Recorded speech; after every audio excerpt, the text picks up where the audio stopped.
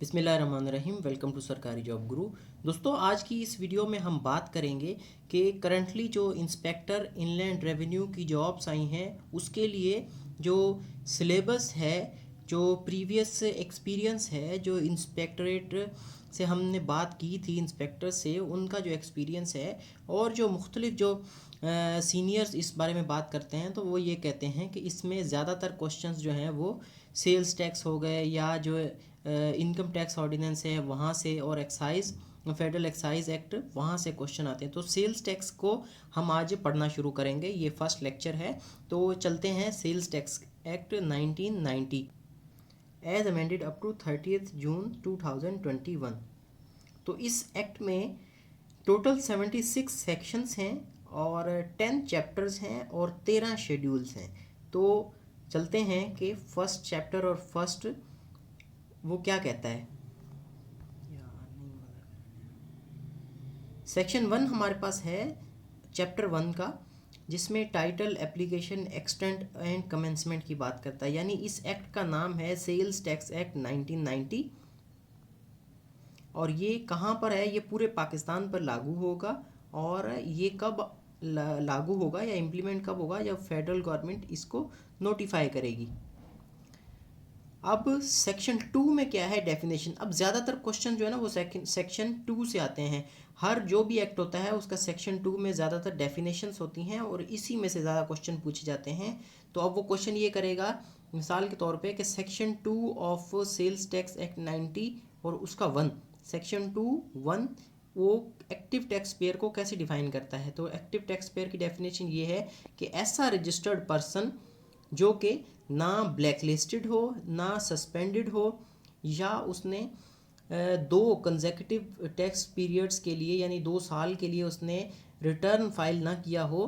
Return एक statement होती है, आपके जो भी टैक्सेस वगैरह होते हैं पूरे साल में आपने पे किए होते हैं, उसकी एक स्टेटमेंट होती है कि इतनी अर्निंग की है, इतना ये है प्रॉफिट और इतना हमारे ऊपर टैक्स बनता है। वो एक फ़ाइल होती है, डॉक्यूमेंट होता है, वो आपने सबमिट कराना होता है। टैक्स फाइल कर टैक्स जो जमा कराना है वो अलग चीज़ होती है।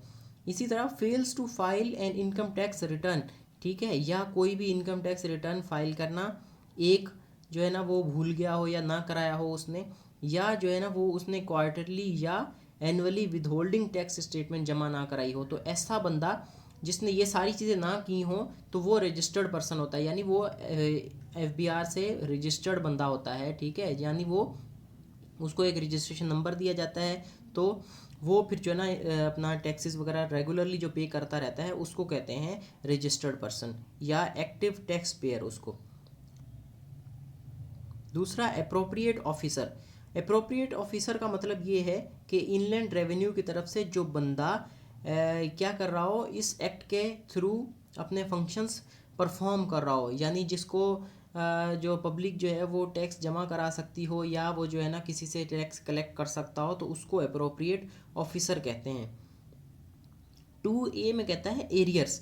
एरियर्स किसको कहते हैं, एरियर्स यानी जो सेल्स टैक्स ड्यू होता है आपके ऊपर, यानी जो आपने पे करना होता है लास्ट टाइम तक या अब तक आपके ऊपर जितना भी सेल्स टैक्स से ड्यू है जो आपने लाजमी पे करना है, उसको कहते हैं एरियर्स। चौथे नंबर पे आ जाता है बोर्ड। बोर्ड का मतलब, जहाँ पर भी बोर्ड का अल्फाज यूज़ होगा उसका मतलब है फेडरल बोर्ड ऑफ रेवेन्यू। और इसी तरह चीफ कमिश्नर की भी यहाँ पर डेफिनेशन है कि चीफ कमिश्नर ऐसा बंदा जो कि इनलैंड रेवेन्यू का चीफ कमिश्नर अपॉइंट हुआ हो उसको कहते हैं चीफ कमिश्नर। और इसी तरह commissioner means commissioner of inland revenue, यानी जो हर जो है वो मेन ऑफिस में और जो मेन डिविजन्स उस पर जो कमिश्नर होता है उसको कहते हैं commissioner. Then common tax payer identification number, इसका मतलब ये है कि जो आइडेंटिफिकेशन नंबर टैक्स पेयर का नंबर होता है उसको जो हर रजिस्टर्ड पर्सन को एलोकेट हुआ होता है उसको कहते हैं common tax payer identification number.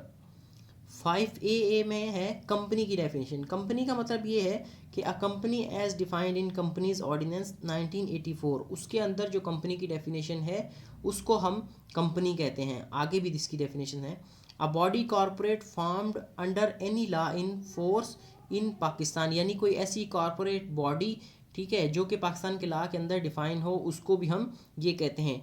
या जो है ना मोडरबा हो उसको भी कंपनी कहते हैं, या एक ऐसी बॉडी जो कि पाकिस्तान के कानून के तहत हो और उसमें क्या हो, बहुत सारी कंपनीज़ हो, इनकॉर्पोरेशन ऑफ कंपनीज़, ठीक है, या फिर एक ट्रस्ट हो, या कोऑपरेटिव सोसाइटी हो, या फाइनेंस सोसाइटी हो, या कोई भी और सोसाइटी जो पाकिस्तान के कानून के तहत बनाई गई हो, उसको हम क्या कहते हैं, कंपनी कहते हैं।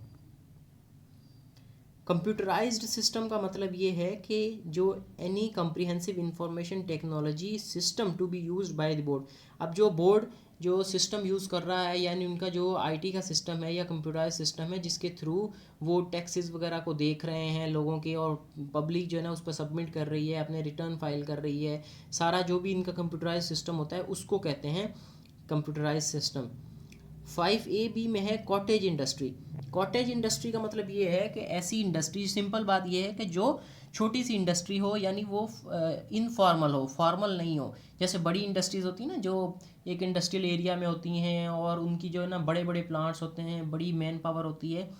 ये कॉटेज इंडस्ट्री का मतलब ये है कि जैसे घरों में कुछ लोगों ने इंडस्ट्री बनाई होती है छोटी सी, जैसे टेक्सटाइल है या बच्चों के खिलौने बना रहे हैं या इस तरह की चीज़ें, तो उसको कहते हैं कॉटेज इंडस्ट्री। 5AB के ए में देखें, does not have an industrial gas और electricity connection.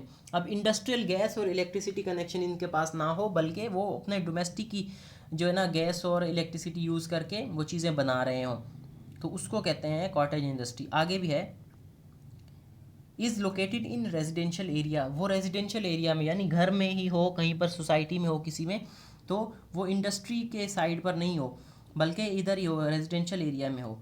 Does not have a total labour force of more than 10 workers. More than 10 workers उसके बाद ना हो, कम हो, यानी 8, 9, 5, 7 ये इतने वर्कर्स उसके पास हों, तो उसको कॉटेज इंडस्ट्री कहा जाता है। और उसका एनुअल टर्न आउट जो है ना वो 10 मिलियन रुपीज़ से ज़्यादा नहीं हो, यानी 1 करोड़ से ज़्यादा जिसका एनुअल टर्न आउट हो, यानी उनका जो एनुअली वो कमा रहे हैं वो अगर 10 मिलियन यानी 1 करोड़ से कम है, तो उसको हम कॉटेज इंडस्ट्री कहते हैं।